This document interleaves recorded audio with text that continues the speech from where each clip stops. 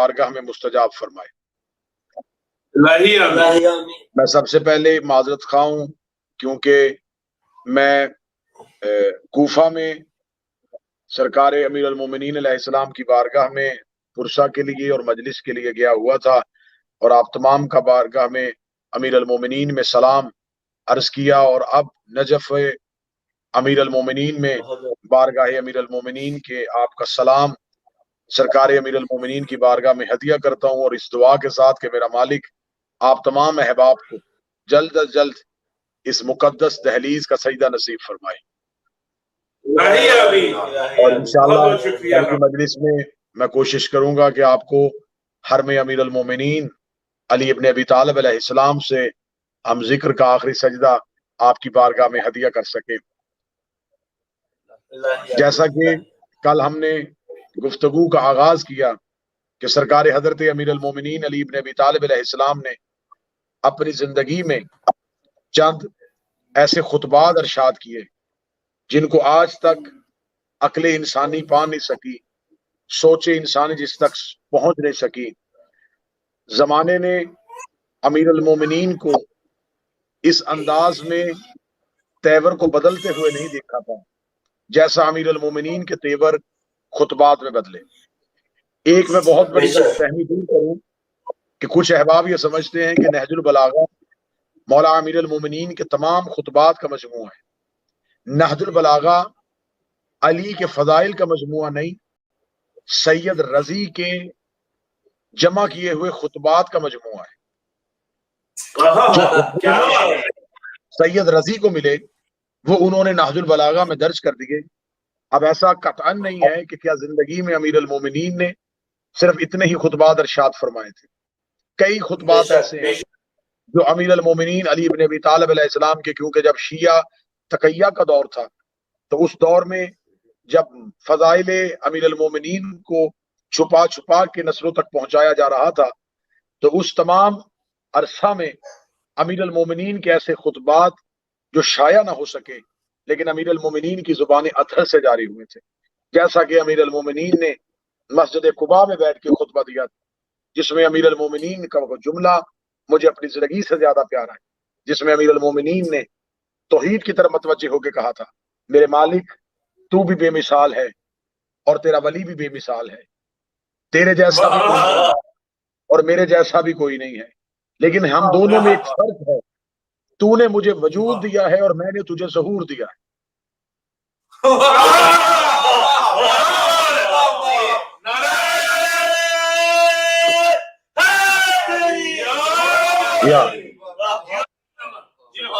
تو نے مجھے وجود بخشا اور میں نے تجھے ظہور بخشا۔ 13 رجب کو امیر المومنین کا وجود اللہ کی طرف سے مخلوق پہ نعمت تھی، لیکن پھر امیر المومنین نے اس انداز سے توحید کا تعارف کروایا کہ آج بعض لوگ یہ سمجھتے ہیں، اور ان کی میں کم علمی کہوں، کج فہمی کہوں، یا ان کے معرفت کا غلط تعین کہوں، کہ وہ سمجھتے ہیں کہ شاید امیر المومنین کو خلافت اور حکومت کی ضرورت تھی۔ اب یہ جملہ میں آپ کی بارگاہ میں انتہائی اعتماد کے ساتھ ہدیہ کرنے لگا ہوں کہ آپ مجھے اس جملے کی قیمت ادا کریں گے کہ جو لوگ یہ سمجھتے ہیں کہ شاید علی کو خلافت کی ضرورت تھی، جو خدا بننے سے انکار کر دے اسے خلافت کی کیا ضرورت ہے؟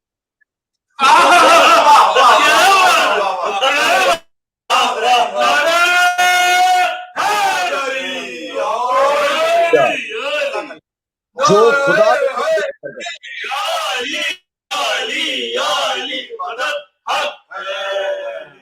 جس کو مخلوق خدا کہنا چاہتی تھی اور وہ خدا بننے سے انکار کر رہا، تو جو خدا بننے سے انکار کرے اسے چند لوگوں کی حکومت کی کیا ضرورت ہو سکتی؟ امیر المومنین سے پہلے لوگوں کے ہاں حسرت تھی کہ ہم اللہ بنے۔ فرعون لوگوں کو قتل کرتا تھا کہ مجھے اللہ کہو، نمرود لوگوں کو مارتا تھا کہ مجھے خدا کہو، شداد لوگوں کو دولت سے نوازتا تھا کہ مجھے خدا کہو، اور علی لوگوں کو قتل کرتا تھا کہ مجھے خدا نہ کہو۔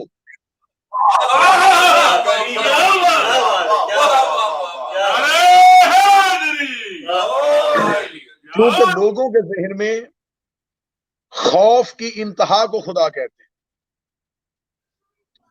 لفظ پھر معرفت کے ساتھ وصول کیجئے گا کہ لوگوں کے ہاں خدائی کا کوئی وجود نہیں ہے. لوگ یہ سمجھتے ہیں کہ جو نہ سمجھ میں آئے وہ خدا ہوتا ہے. لوگ یہ سمجھتے ہیں کہ خدا جس سے خوف کھاتے ہیں اسے خدا کہتے ہیں. مثلا لوگ پتھر سے پہاڑوں سے ڈرتے تھے کہ بڑے بڑے پہاڑ ہیں، ان کے قد و قامت ہمارے جسموں سے کہیں زیادہ ہے، تو کہیں یہ پہاڑ ہمیں کچل نہ دے. تو انہوں نے پہاڑ سے پتھر نکالا، پتھر کا بت بنایا اور اسے خدا کہنا شروع کر دیا. جو سورج سے ڈرا اس نے سورج کو سجدہ کر دیا، جو شام سے ڈرا اس نے شام کو سجدہ کر دیا، جو پانی سے ڈرا اس نے پانی کو سجدہ کر دیا. جو جس سے خوف کھاتا گیا وہ اسے خدا کہتا گیا. لیکن امیر المومنین نے خدائی کے سارے تصور بدل دیے. علی نے بتوں کو توڑ کے بتا دیا کہ پتھر خدا نہیں ہوتا. علی نے سانپ کو چیر کے بتا دیا کہ سانپ خدا نہیں ہوتا. علی نے سورج کو پلٹا کے بتا دیا کہ سورج خدا نہیں ہوتا. علی نے دریاؤں کے رستے بدل کے بتا دیا کہ سمندر خدا نہیں ہوتا. اور پھر علی نے خود سر سجدے میں رکھ کے بتا دیا کہ بندہ بھی خدا نہیں ہوتا.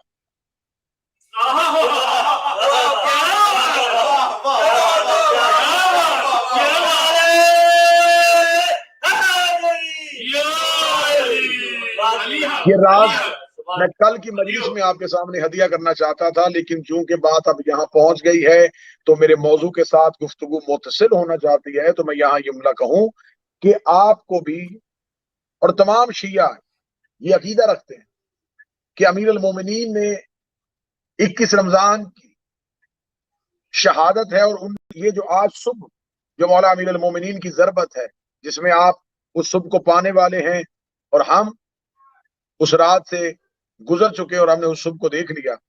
امیر المومنین نے ایک لفظ کہا، فوزتو برب الکعبہ. اب آپ مجھے بول کے بتائیں گے کہ آپ تک بھی جو ترجمہ پہنچا وہ ترجمہ یہی تھا کہ رب کعبہ کی قسم میں علی کامیاب ہو گیا. یقیناً یہی ترجمہ آپ تک پہنچا. تو میں یہ پوچھنا چاہتا ہوں کہ امیر المومنین کی زندگی میں وہ کون سا لمحہ تھا جب علی کامیاب نہیں تھے؟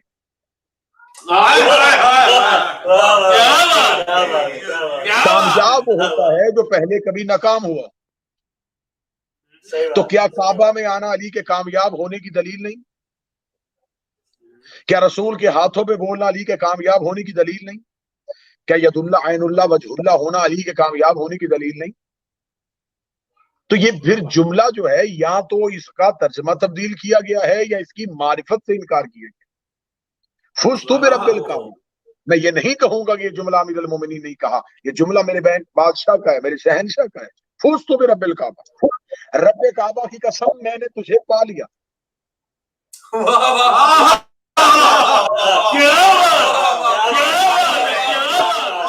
اب میں یہ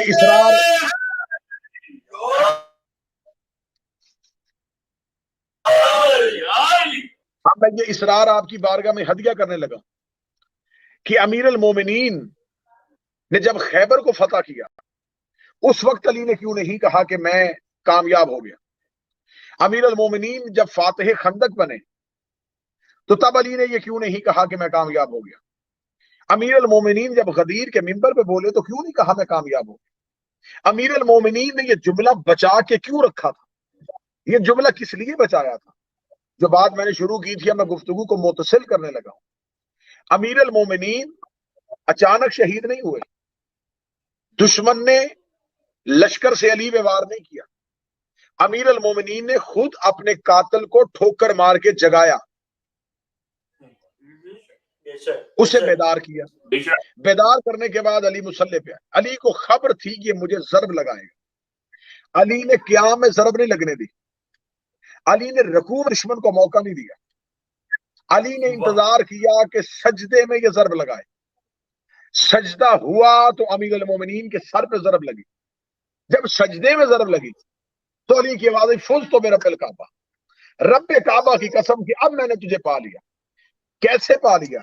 امیر المومنین نے فرمایا میرے مالک اب تیری توحید محفوظ ہو گئی، اب میں علی مطمئن ہو گیا، اب تیری توحید کو کوئی خطرہ نہیں، اس لیے کہ میں نے سجدے میں ضرب لی ہے، میں نے سجدے میں شہادت لی ہے. اب قیامت تک جب بھی میری شہادت پڑھی جائے گی تو ہر کوئی کہے گا علی سجدے میں تھے، علی سجدے میں تھے، علی سجدے میں تھے، میرا سجدہ تیری توحید کو بچا گیا۔ جو مجھے اللہ سمجھتے تھے اب وہ مجھے اللہ نہیں سمجھیں گے، اس لیے اللہ نہیں سمجھیں گے کہ اگر اللہ ہوتا تو پھر سجدہ کس کو کر رہا تھا؟ تو یقیناً میرے سجدے نے مجھے کامیابی میں وہ دلیل دے دی کہ میں نے تجھے پا لیا۔ تو آج میں ایک خطبہ آپ کی بارگاہ میں ہدیہ کرنا چاہتا ہوں، اس خطبے کو کہتے ہیں خطبہ شک چکی۔ بسم اللہ بسم اللہ۔ یہ بھی امیر المومنین نے کوفہ میں دیا تھا۔ اگر یہ خطبہ نسلوں کو پڑھا دیا جائے تو میرا خیال ہے کہ کوئی بھی علی کا خلیفہ بلا فضل ہونے کا انکار نہیں کر سکتا۔ کل کے خطبے میں نے وہ خطبہ آپ کے لیے ڈھونڈ کے پڑھا جس میں خود امیر المومنین نے اپنے فضائل پڑھے، کیونکہ دیکھیں صاحبان ہمارا مقابلہ دو طرح کے لوگوں سے، ایک وہ جو ظاہراً علی ولی اللہ پڑھتے ہیں لیکن فضائل کو نہیں مانتے، ایک وہ ہے جو امیر المومنین کی امامت کو تسلیم نہیں کرتے۔ کل کا امیر المومنین کا خطبہ ان لوگوں کے لیے جواب تھا جو علی کی ولایت کے اقرار کے بعد امیر المومنین کے فضائل کا انکار کرتے۔ آج کا خطبہ ان لوگوں کے لیے جو امیر المومنین کی امامت کو تسلیم نہیں کرتے۔ اس خطبے کا نام ہے خطبہ شکیہ، یہ امیر المومنین نے کوفے کے منبر میں بیٹھ کے دیا۔ اب میں اس خطبے میں ان لوگوں کو جواب دینے لگا ہوں جو لوگ یہ سمجھتے ہیں کہ شاید معاذ اللہ ثم معاذ اللہ، دروس مل کے بلند آواز سے پڑھیے گا۔ اللہم صلی علی محمد و علی محمد۔ آواز میری ٹھیک طریقے سے آ رہی ہے آپ؟ بسم اللہ بسم اللہ۔ جو لوگ یہ سمجھتے ہیں کہ شاید امیر المومنین کے چند لوگوں کے ساتھ تعلقات اچھے تھے، اب ذرا وہ خطبہ سنیں اور خود انصاف کریں کہ یہ خطبہ کیا بتا رہا تھا، کہ تعلقات اچھے تھے یا کیسے تھے۔ امیر المومنین منبر میں بیٹھے اور امیر المومنین نے فرمایا آگاہ ہو جاؤ، خدا کی قسم، اب میں یہاں نام نہیں لوں گا، اشارے کروں گا اور آپ اشارے یقیناً سمجھیں گے، اشارہ سمجھنے والی آپ سے بہتر قوم اللہ نے خلق ہی نہیں کی۔ امیر المومنین فرماتے آگاہ ہو جاؤ، خدا کی قسم اس نے قمیض خلافت کو کھینچ تان کر پہن لیا ہے۔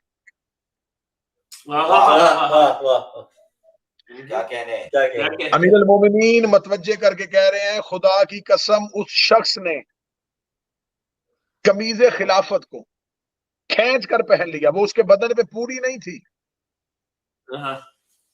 اس نے پہن لی۔ اب اگلا جملہ سنیے گا، مولا فرماتے حالانکہ اسے معلوم ہے خلافت کی چکی کے لیے میری حیثیت اس کے مرکزی کیل جیسی ہے۔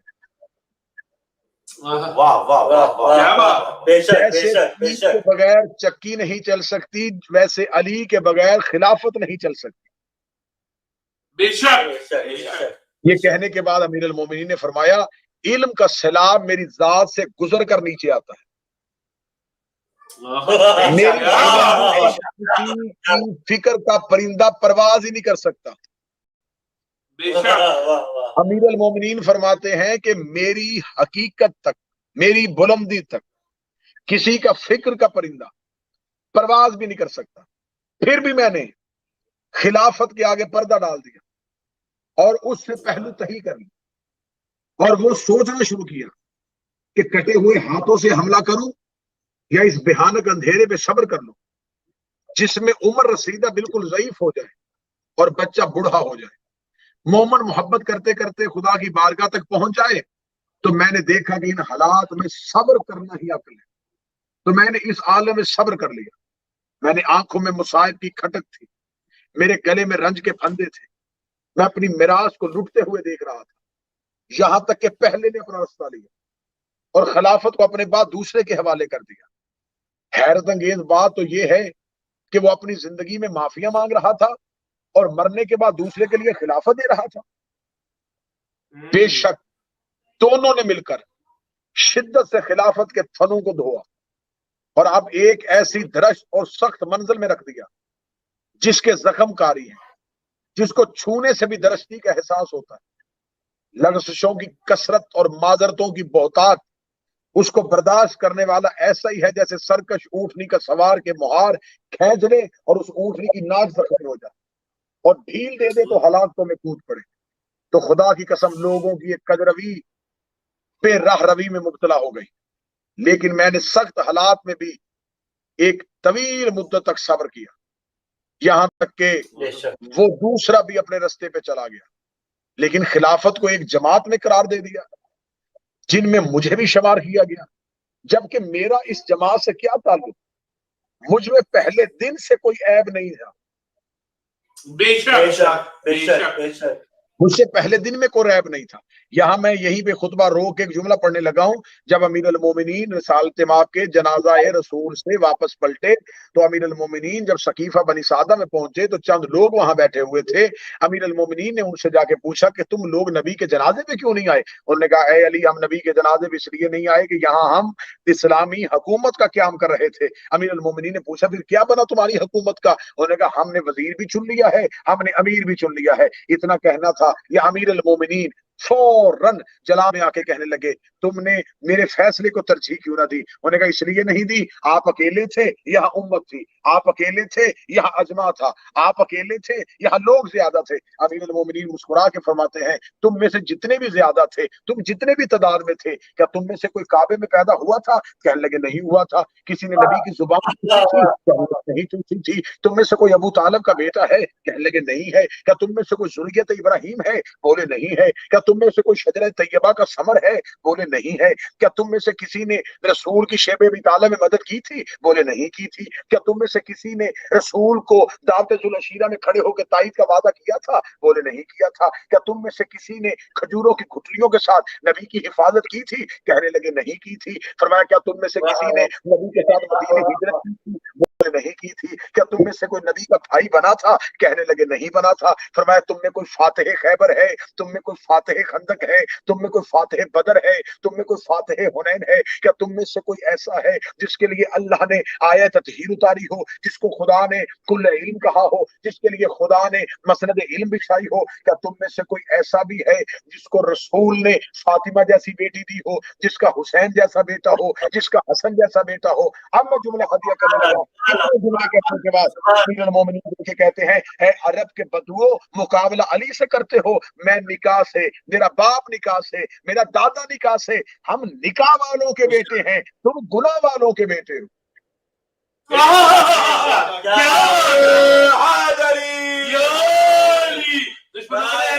فرماتے ہیں خود میں پہلے نہ کوئی عیب تھا نہ عیب۔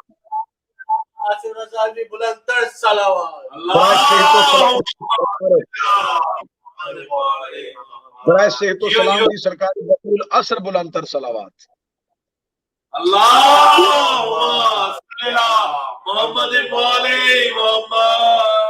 آپ ایسے نوکروں کی سلامتی تب ہے جب میرے مالک کی سلامتی۔ آج مجھے ایسے لوگوں کے ساتھ ملایا جا رہا ہے، لیکن اس کے باوجود میں نے انہی کی فضا میں پرواز کی۔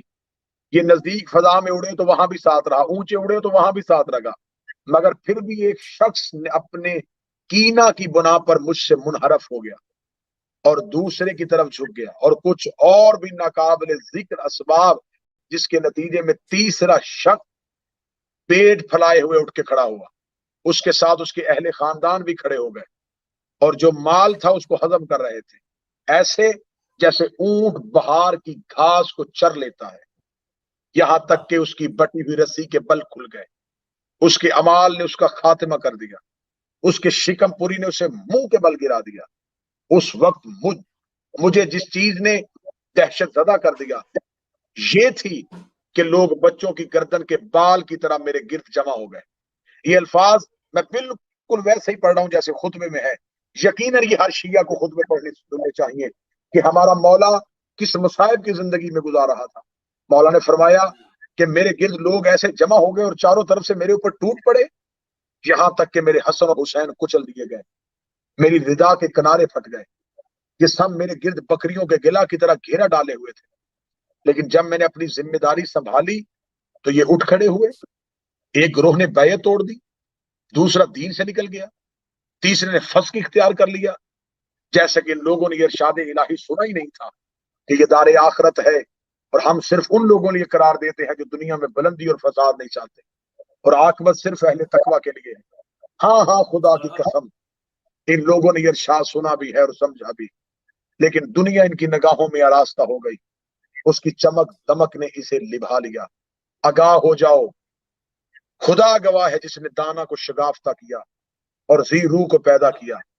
اگر حاضرین کی موجودگی اور انصار کی وجہ سے حجت تمام نہ ہوئی ہوتی اور اللہ کا اہل علم سے یہ عہد نہ لیا ہوتا کہ خبردار ظالم کی شکم پوری اور مظلوم کی گرسنگی پر چین سے نہ بیٹھنا، تو میں آج بھی اس خلافت کی رسی کو اسی کی گردن پہ ڈال دیتا اور اس کی آخر کو اول ہی کے کاسے سے سراب کر دیتا۔ تم دیکھتے نہیں کہ میرے نزدیک تمہاری دنیا بکری کے ناک سے بہتے ہوئے پانی سے بھی کمتر ہے۔ جب امیر المومنین اس جملے پہ پہنچے تو علی جلال میں آ چکے تھے۔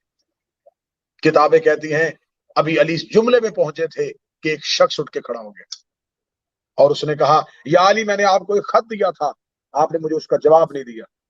امیر المومنین نے وہی اپنے سر پہ ہاتھ رکھا، فرمایا خدا کی قسم مگر تو نہ بول اور تو علی کے خطبے کو قطع نہ کرتا تو آج علی حق اور باطل کا فیصلہ کر دیتا، آج علی ان کے ظلم سے پردے اٹھا دیتا۔ اس خطبے کو شکیہ اس لیے کہا جاتا ہے، اس خطبے کو روک دیا گیا تھا، شک کر دیا گیا تھا، اس خطبے کو کاٹ دیا گیا تھا، کیونکہ یہ خطبہ نہیں تھا، یہ علی کی تلوار چل رہی تھی۔ علی نام نہاد مسلمانوں کو دوبارہ کفر میں پھینک رہے تھے۔ اگر امیر المومنین کا یہ خطبہ کوفہ کے منبر سے پورا جاری ہو جاتا، آج دنیا میں صرف علی والے ہوتے، علی حق اور باطل کا فیصلہ کر دیتے۔ لیکن جب یہ خطبہ مکمل نہ ہوا تو امیر المومنین کی آنکھوں سے آنسو آ گئے، فرمایا کاش امت میرا پورا خطبہ سن لیتے۔ پھر آخری وقت میں امیر المومنین نے اپنی اولاد کو بٹھا کے کہا تھا میری دو چیزیں نامکمل رہ گئیں، ایک 19 کا سجدہ اور ایک کوفے کا آخری خطبہ۔ اب یہ لفظ سنیے گا، میں آج کی صبح پہ آ گیا ہوں کیونکہ شہادت شروع ہو چکی ہے، اور جہاں میں بیٹھا ہوں اس وقت امیر المومنین کو ضرب لگ چکی۔ امیر المومنین نے اپنی اولاد کو بٹھا کے کہا دو چیزیں میری ادھوری رہ گئی، ایک 19 رمضان کے آخری سجدے کے وقت مجھے ضرب لگی، وہ سجدہ نامکمل رہ گیا، ایک کوفے کے منبر پہ میں خطبہ دے رہا تھا اور ایک شخص نے مجھے روک دیا، وہ میرا خطبہ ادھورا رہ گیا۔ اور جو چیزیں والدین کی ادھوری رہ جائیں وہ اولاد پوری کرتی ہے، بتاؤ میری یہ دو چیزیں کون پوری کرے گا؟ 18 بیٹے بیٹھے تھے، 3 بیٹیاں بیٹھی تھی، ایک بیٹا اٹھا ایک بیٹی اٹھی، بیٹے کا نام حسین، بیٹی کا نام زینب، دونوں بڑھ کے بابے کے سامنے رو کے کہتے بابا یہ اولاد پہ نہ چھوڑ، سجدہ جانے حسین جانے، خطبہ جانے تیری زینب جانے۔ حسین 19 رمضان کے تیرے خطبے کو مکمل کرے گا۔ اور بی بی زینب نے دیکھ کے کہا بابا آپ نے خطبہ دیا تھا منافقین میں بیٹھ کے، میں وعدہ کرتی ہوں میں اس خطبے کو شام کے درباروں میں جا کے دوں، میں اس خطبے کو مکمل کر دوں۔ یہ جو شب جس میں آپ شب میں ہیں اور ہم اس کی صبح میں ہیں، عزاداران امام مظلوم امیر المومنین نے آخری افطار اپنی بیٹی کلثوم کے گھر کیا۔ آخری افطار 17 رمضان 40 ہجری، آخری افطار اپنی عزت والی بیٹی کے گھر کرنے کے بعد امیر المومنین کو جب شہزادی کلثوم نے دسترخوان سجا دیا تو امیر المومنین نے فرمایا کلثوم بیٹا تم جانتے ہو علی نے زندگی میں کبھی اتنی چیزوں کے ساتھ افطار نہیں کیا، نمک، دودھ، کھجور، جو کی روٹی۔ امیر المومنین نے فرمایا میں نمک اور کھجور کے ساتھ افطار کروں۔ شہزادی دیکھ کے کہتی ہے بابا یہ دودھ نہیں، میں نے دودھ میں شربت تیار کیا ہے اور یہ خاص طور پہ آپ کے لیے تیار کیا۔ امیر المومنین نے ایک بار اس شربت کے پیالے کو دیکھا اور امیر المومنین نے فرمایا کلثوم اسے سنبھال کے رکھ، میرا تھوڑی دیر بعد کوئی مہمان آنے والا۔ کیا شربت دی بیٹی کو کہ یہی شربت جو باپ کے لیے تیار کیا یہ باپ کے قاتل کو پلانا پڑے گا۔ امیر المومنین اپنے گھر سے اٹھے، 17 رمضان 40 ہجری، میں آج کی رات کا مصائب سنانے لگا ہوں، آپ اس وقت رات میں بیٹھے ہیں، رات کا مصائب سنیں گے۔ امیر المومنین گھر آ گئے، امیر المومنین کا گھر آنا تھا، امیر المومنین گھر اپنی اولاد میں بیٹھ گئے۔ امیر المومنین اپنی اولاد میں بیٹھے ہوئے تھے، یا دروازے پہ دستک ہوئی، دروازے پہ دستک کا ہونا تھا، عباس اٹھنے لگے، علی کی آواز ہے عباس بیٹھئے۔ امیر المومنین خود دروازے پہ گئے، دروازہ کھولا، 4 گھوڑا سوار علی کے دروازے پہ کھڑے تھے، چاروں کے چہرے پہ نقاب تھا۔ امیر المومنین کی آواز ہے من انتم، تم کون ہو؟ پہلے نے گھوڑے سے نیچے آیا، علی کے قدموں پہ ہاتھ رکھ کے کہا یا علی انا ابراہیم ابن مالک استر، مولا میں ابراہیم ابن مالک استر۔ دوسرا گھوڑے سے اترا، علی کے پاؤں کو چوما، چوم کے کہا مولا میں عبداللہ ابن عفیف۔ تیسرا گھوڑے سے اترا، علی کے ہاتھ چوم کے کہنے کا مولا میں اسود بن نباتہ ہوں۔ تیسرا صحابی گھوڑے سے اترا، آواز ہے مولا میں حذیفہ یمانی ہوں۔ علی نے چاروں باوفا نوکر دروازے پہ دیکھے، آج کی رات علی کی آوازیں میرے دروازے پہ کیوں آئی؟ حذیفہ یمانی آگے بڑھے، بڑھ کے کہتے یا علی جب سے یہ 40 ہجری کا رمضان آیا ہے ہمیں آپ کی تقریروں سے ڈر لگ رہا ہے۔ یا علی آپ کے لہجے میں اب گریا ہے۔ یا علی آپ سے ایک دن ایک صحابی نے، آپ نے صحابی سے پوچھا تھا آج رمضان کی کیا ہے؟ اس نے بتایا تو آپ نے آہستہ آواز میں کہا تھا زیادہ گزر گئے تھوڑے رہ گئے۔ ایک صحابی نے آپ سے پوچھا تھا آپ نے داڑھی خضاب کیوں نہیں کی؟ آپ نے فرمایا ان قریب کے لہو سے خضاب ہونے والی ہے۔ یا علی کوفے کے حالات بہتر نہیں۔ یا امیر المومنین ہم چاروں نوکر آدھی رات کو آپ کے گھر اس لیے آئے، ہم آپ سے منت کرنے کے لیے آئے۔ یا علی کوفے کے حالات بہتر نہیں، آپ کی بیٹیاں آپ کی شاہی دیکھنے کے لیے کوفہ آئی ہوئی ہیں۔ یا علی کوفہ کے حالات ٹھیک ہیں، ہم آپ کے دروازے میں پہرا دیں گے، آپ مسجد میں جائیں گے ہم ساتھ جائیں گے، آپ بازار میں جائیں گے ہم ساتھ جائیں گے۔ یا علی ہم نے آپ کو تنہا نہیں چھوڑنا۔ امیر المومنین مسکرائے، مسکرا کے فرمایا مجھے تمہارے پہرے کی ضرورت ہے، میرا عباس جیسا بیٹا، میرا حسن جیسا بیٹا، میرا حسین جیسا بیٹا۔ آواز ہے ہم نوکر نوکری کا حق ادا کرنا چاہتے ہیں۔ امیر المومنین کی آواز ہے میں تمہاری جنت کا ضامن ہوں، تم نے اپنے وقت کے امام کا خیال رکھا، تم اپنی حجت سے غافل نہیں ہو، لیکن جاؤ اپنے اپنے گھروں کو واپس کر جاؤ، میں امام ہو کے حکم دیتا ہوں۔ حذیفہ یمانی کہتا ہے حکم امام کے بعد ہم پہ کھڑا ہونا حرام ہو گیا تھا۔ حذیفہ یمانی کہتا ہم چاروں گھوڑے میں بیٹھ کے گزرے۔ حذیفہ کہتا مجھے زندگی میں وہ منظر نہیں بھولا جب میں آخری موڑ مڑ رہا تھا، میں نے آخری بار مڑ کے دیکھا، علی ہاتھ ہلا کے کہہ رہے تھے حذیفہ اللہ کے حوالے، حذیفہ اللہ کے حوالے۔ حذیفہ کہتا میں روتا روتا گھر آ گیا، میں نے اپنے سر سے امامہ اتار کے دیوار پہ مارا، اپنی تلوار نکال کے ریت میں پھینکی۔ حذیفہ بچوں کی طرح ایڑیاں رگڑ کے رونا شروع ہوا۔ حذیفہ کا رونا تھا، حذیفہ کی بیوی قریب آ کے کہتی شرم کر، علی کا نوکر ہو کے، علی کا سپاہی ہو کے بچوں کی طرح رو رہا ہے۔ حذیفہ رو کر علی کے دروازے میں پہرا دینے گئے تھے، علی نے ہم سے پہرا قبول نہیں کیا۔ بیوی دیکھ کے کہتی تیرے پہرے کی کیا ضرورت، اس کا عباس جیسا بیٹا، خود علی فاتح خیبر۔ حذیفہ کہتا میں اسی تسلی کے ساتھ سو گیا، ابھی تھوڑا وقت نہ گزرا تھا، میری زوجہ نے میرا کاندھا پکڑ کے ہلایا، آواز آئی حذیفہ جلدی جاگ، سن یہ آواز کس کی ہے؟ حذیفہ کہتا میں تڑپ کے اٹھا، آواز آ رہی تھی قد قتل امیر المومنین، زینب کا بابا مارا گیا، مدینے میں علی کو ضرب لگ گئی۔ حذیفہ کہتا مجھ سے تلوار نہ سنبھلی، مجھ سے امامہ نہ پہنا گیا۔ حذیفہ کہتا میں گھر سے مسجد کی جانب دوڑا۔ حذیفہ کہتا جب میں مسجد میں پہنچا تو میں نے دیکھا محراب میں نمازیوں کا رش ہے۔ حذیفہ کہتا میں نے نمازیوں کو چیر کے جب دیکھا، حذیفہ کہتا میں مر جاتا میں یہ منظر نہ دیکھتا، مصلی لہو سے بھرا ہوا ہے، علی منہ کے بل ریت پہ گرے ہوئے ہیں، علی کی داڑھی ریت کے ساتھ تر ہے، علی کا سر ایسے کھلا ہوا ہے جیسے قرآن کھلا ہوتا ہے۔ حذیفہ کہتا میں ابھی علی کو دیکھ رہا تھا، یا حسن قریب آئے، حسن نے بابے کا سر اپنی زانوں پہ لیا، علی کی آواز آئی حسن میرا سر اٹھاؤ، ایک بار مصلی پہ آ گیا، پہلے مسلمانوں کو نماز پڑھا، کیسی نماز تھی حسن کی، باپ لہو مصلی پہ تھا، اور حسن کی آواز آ رہی تھی اللہ اکبر. ادھر مولا حسن کی نماز تمام ہوئی, علی کے سارے بیٹے آ گئے, کسی کا قبضہ تلوار پہ ہاتھ, کسی کا جگر پہ ہاتھ, کسی کا کلیجے پہ ہاتھ. علی کی آواز آئی ہر کوئی آ گیا, میرا عباس کیوں نہیں آیا؟ حسن کی آواز آئی وہ سامنے دیکھ مسجد کے ستون پہ سر مار کے کہہ رہا ہے.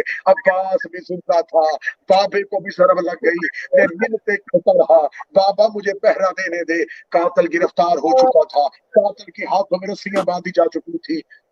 امیر المومنین نے یوں قاتل کو بدے ہوئے دیکھا. ادھر سے بیٹی نے وہی افطار والا شربت مسجد میں بھیجا. علی کے پاس شربت کا آنا تھا. علی نے قاتل کا چہرہ دیکھا, قاتل کے چہرے پہ پیاس کے اثرات تھے. علی نے بیٹوں کی صف کی طرف دیکھا, علی کے بیٹوں کے بدن کانپنے شروع ہوئے. علی کی نظر جاتی جاتی عباس پہ رک گئی. عباس کے جسم پہ موت کی زردی آئی. علی کی آواز آئی عباس میرے قاتل کو شرط پلا. عباس رو کر دعا کر کے کسی کو موت آ جائے, مولا میں کیسے تیرے قاتل کو شربت پلاؤں. عباس اپنے ہاتھوں سے علی کے قاتل کو شربت پلا رہا تھا. زخمی علی کو اٹھایا جا چکا تھا, زخمی علی کو لے کے گھر لے کے جا رہے تھے. ادھر امیر المومنین کا دروازہ آیا. علی کی آواز آئی حسان میرے صحابہ سے کو واپس چلے جائیں. علی کے صحابیوں کے رونے کی آواز بلند ہوئی. آواز آئی یا علی ہمیں نہ بھیجیے, یا علی ہم آپ کے ساتھ رہنا چاہتے ہیں. علی نے آواز دے کے کہا حسن کان قریب کر. حسن نے کان قریب کیا. علی رو کے کہتے حسن ان سے کہ میری مجبوری ہے, پردے کے اندر میری 3 بیٹیاں کھڑی ہیں, میں علی گوارا نہیں کرتا میری زینب کے رونے کی آواز میرے کسی صحابی کے کان پہ چلی جائے. اب رو کے پوچھنا یا علی آپ اتنا گوارا نہیں کرتے کہ آپ بیٹی کے رونے کی آواز صحابی کے کان میں چلی جائے. یا علی اس وقت کہاں تھے جب شام کے مجمع میں رو رو کے کہہ رہی تھی پتھر نہ مارو میں علی کی بیٹی ہوں, پتھر نہ مارو میں مصطفیٰ کی بیٹی ہوں. الا لعنت اللہ علی القوم الظالمین وسيعلم الذين ظلموا ايام ينقلبون ماتم حسین.